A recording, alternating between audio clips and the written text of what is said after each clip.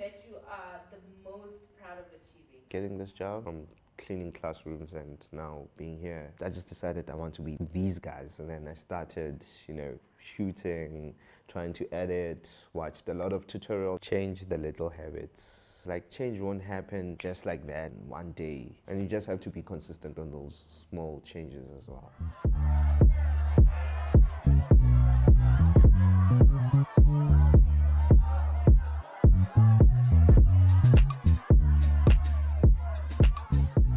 So my name is Tebatso, Franz Mapola. I am forever 27. I am intent creator and just recently got a job at Multichoice as a TikTok coordinator. What are some of the things from your childhood that you see are reflected in your life right now? But thinking back, like nothing reflects what I'm doing now, honestly speaking. Like I always wanted to be a chartered accountant because of my uncle, but school was never for me, man. After matric, I went to Tshwane North College, before matric, when I completed my matric, I applied at Vets for BA in drama. I went there. As you can see through the camera or the lens, I am super shy. So I went there for auditions. My auditions were horrible. Then they didn't take me at Vets, had to take a gap year. I went to volunteer for like 6 months. And then after 6 months, continued my gap year for another 6 months. Then I went to public relations in Tshwane, Tshwane North College, and I did it because I wanted to be busy, honestly speaking. And then after that, got a job in retail. Just after my exams at Tshwane North College, got a job, went to retail for like 5 years. Like, as I'm saying, nothing reflects what I'm doing right now. And then after 5 years in retail, decided to quit my job, went back to volunteering at a hospice.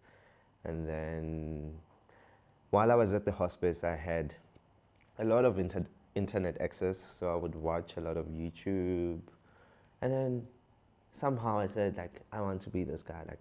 Like Casey Neistat, Jesse Driftwood, those are huge vloggers. So I just decided I want to be these guys. And then I started, shooting, trying to edit, watched a lot of tutorials on how to edit, how to shoot your compositions and all that, what camera to use, and yeah, and like nothing reflects, man. Like honestly speaking, at high school I was the quiet one. Like I feel like I was the ghost in high school because no one noticed me. I was super shy, socially awkward, didn't have a lot of friends. Like just had a group of friends, like maybe 5, 4, and those are the people I used to hang out with. I mean, I only started dating matric, so yeah, like nothing reflects what shows I used to watch. Yeah, I would see Generations and all these stuff, but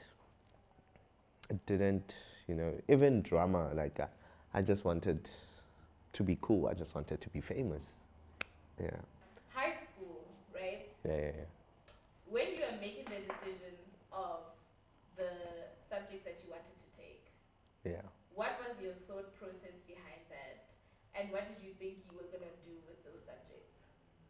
My thought process, as I'm saying, it was my uncle and my mom, because my mom graduated in finance and then passed on. But it was my mom, my uncle, who had the influence of going to pick your commerce, your accounting, economics, business. Like I can say it was me being me and picking these. It was more of influence of my uncle and my mom. In which stage or which era of your life did you have that, like, I don't want to say awakening, but awakening to be like, okay, I actually don't want to go into finance. Yeah. And how did your family take it, and how did you react to how your family took it? I don't think I had that stage.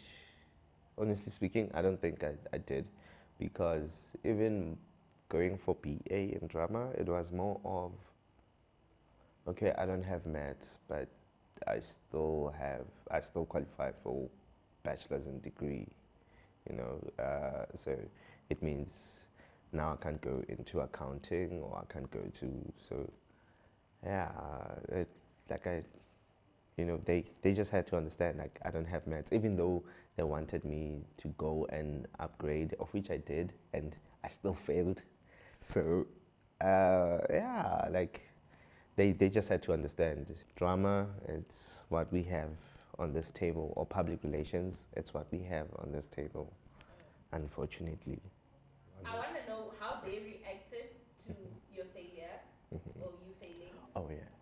And how you took it, like, so how it impacted you and if it changed the way you go about life. Okay. Yeah. I have one supportive family, honestly speaking. Even if I could say I want to be a contract killer, I think they would, they would still agree, honestly speaking. They would still agree, but yet they would give me advantages and disadvantages of, if you want to be a contract killer, this is how your life would shape, and so yeah, I have a very supportive family, because at some point I wanted to do like nude photography, and my uncle sat with me and told me, no, it's good, you can do it, but this is how now your career is going to be shaped. People are going to perceive you this way if you do it. We're not saying it's wrong, you can do it, but yeah, so I have one supportive family. That's so interesting. Yeah. That's so interesting. What sparked that interest in the nude photography? I don't know if you know David Bellemare. Is it David Bellemare? A French nude photographer. Like, very cool. Like, after watching his documentary,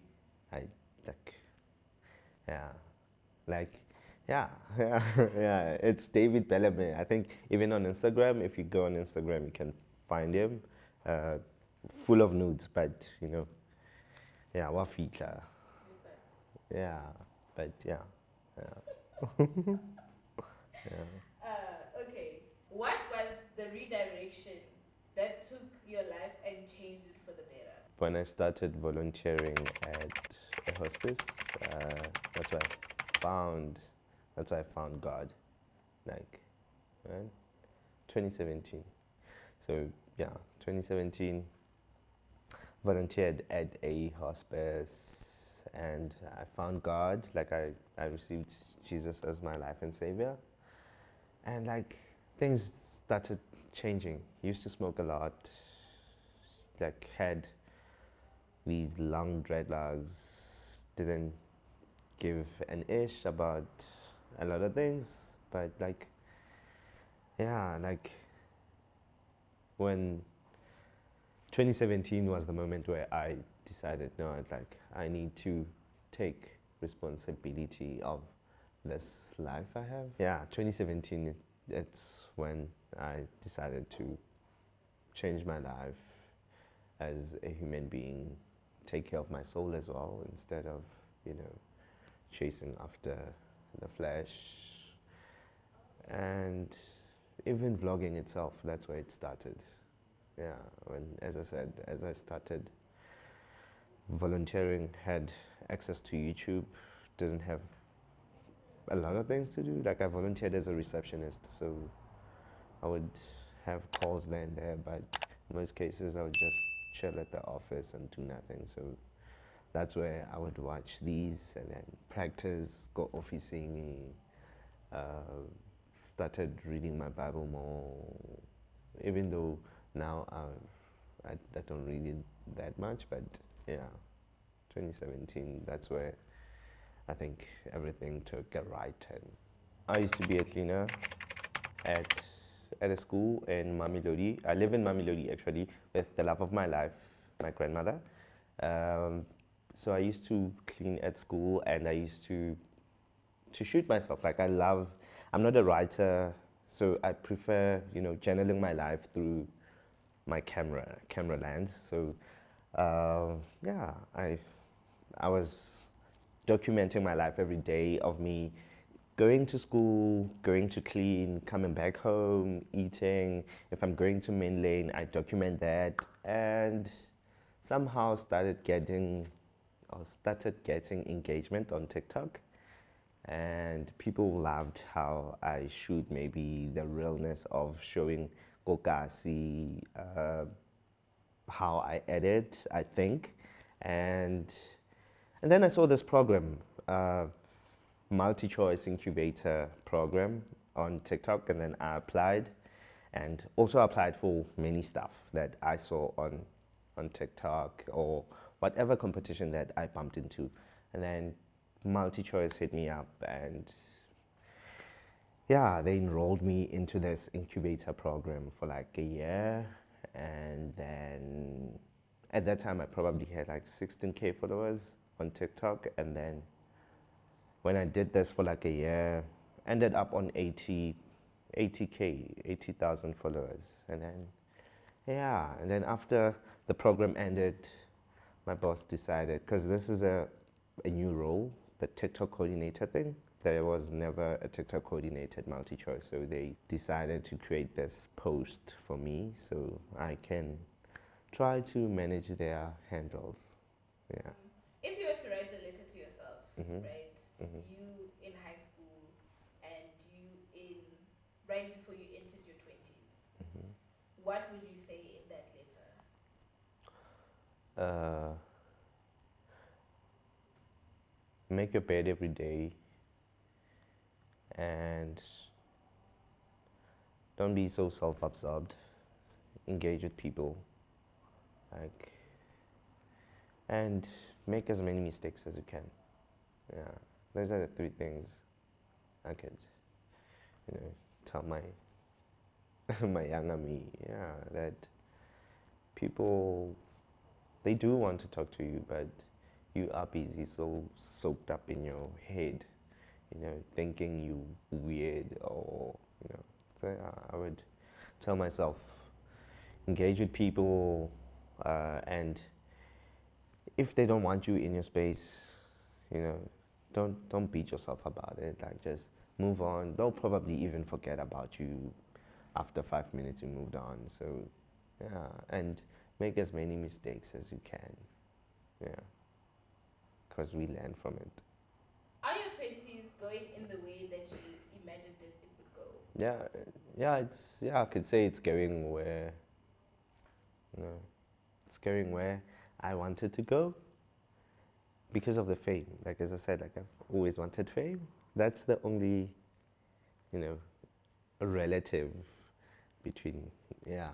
So because of the fame, because uh, I feel like now I'm getting noticed on TikTok by people on the streets, by working with a few brands. So yeah. Do you feel like you were prepared for the fame, or you were prepared for everything your career is Yes. No, no, no, gracing you with? no. Like, I wasn't, honestly speaking, I wasn't prepared. But I just knew that starting to vlog, starting to shoot myself and edit, at some point it will come with brand deals, endorsements, and money. That's what, and I wasn't prepared. At some point for me, when I started, and yeah, when I started, it was more of practicing, trying to mimic those I watch more, and all of a sudden, you know, here we are. People like this. It's unbelievable. You know, Like, what do you think in hindsight could have prepared you for everything? if I if I had a mentor when all this started, yeah. If I had a mentor and went to, yeah, I think if I had a mentor, someone who would say, okay, now you're here, now this is what you do, because everything, like, even today, I still feel like I'm just doing without, because I enjoy shooting and editing, and and posting for the people, but at the same time, I feel like I just need someone who will say, okay, now this is your branding, this is where you should go, and you know, don't work with these, with certain brands because they don't align with your branding type of thing. Like I feel like if I had someone like that, then it would make sense what I'm doing right now. Yeah, it still doesn't make sense. So you feel like you don't know what you're doing? Yeah, we samba no more. Yeah. And can I tell you, one of the questions here is a very important one. Okay. Do you know what you are doing? No. Like honestly speaking, like I just, like I take a day as it comes, type of thing. Like it's, I, I, I don't have a ultimate goal. Okay, maybe I do have. Ultimate goal is to have my own production company, a small company though. I don't see myself managing 100,000 people. A small production company. That's the ultimate goal. Yeah, but for now, I'm just moving with the flow. Honestly speaking, 2 things I feel like I need in my life: a financial advisor and a business lawyer. What is something that you are the most proud of achieving in your 20s? Getting this job, it's still new to me being in this corporate world, from cleaning classrooms and now being here. So I got a DSTV Content Creators Awards, Emerging Content Creators Award. Yeah. What has your biggest takeaway been from being in your 20s? Losing people. That's my biggest take. I think so. I know it's weird. It's hard to lose people, but we should just accept and move on. Like losing my mom. Yeah, like losing my mom. I don't know, but I didn't cry when they told me the news, but over time it got to me. But yeah, like should cry at that moment and move on, type of thing. Like for me, like losing people. I'm not talking about death only. Even friendship, family members. There's a friction and you can handle it. Like just move on, focus on your ticket, and do you. There's other people out there who could help you or who could be your friends. So yeah, I think so. How have those Weird. moments of losing people impacted the way you live your life now? That in life it's about hard work. It impacted me in a way that it made me realize that in life you just have to work hard and rely on yourself most and stop relying on other people. At the end of the day, you came alone and you will go alone. Fine. Now this sounds sad. Like it sound. But it made me realize that you just have to work hard, be consistent at whatever you do, whatever you love, and you will see the rewards. What advice would you give to someone who feels like they need to redirect, but they don't know, 1, how to go about it, and number 2, the impact that it will have on their lives? Change the little habits. I'm reading this book, Atomic Habits by James Clear. Is it James Clear? But yeah, and I feel like you should change the little things. Like change won't happen, just like that in one day. But if you could start by making your bed, cleaning your environment, you know, and drink water. I'm still struggling with smoking. But I've realized doing 1%, like doing 1% of good thing every day, then like I've reduced. I don't know how to explain it, but like just do, you know, redirection as well. It's not, you know, it's not just going to just take a 10. You know, you have to gradually go with it. You know, as I'm saying, like if things are not going well, let's, for instance, you're looking for a job and you keep talking about, I want a job. The first little things that you can do is, you know, go make a CV, you know, write a CV, go print it out, and go out where you want a job, and, you know, and search. And it doesn't mean you won't get rejected, but, you know, it's better than just saying, I want a job. Kamulomo. I don't know. Yeah, but all I know is that redirection doesn't just take a turn. You gradually, you know, small changes in your life, you know. Yeah, and you just have to be consistent on those small changes as well. Can't believe.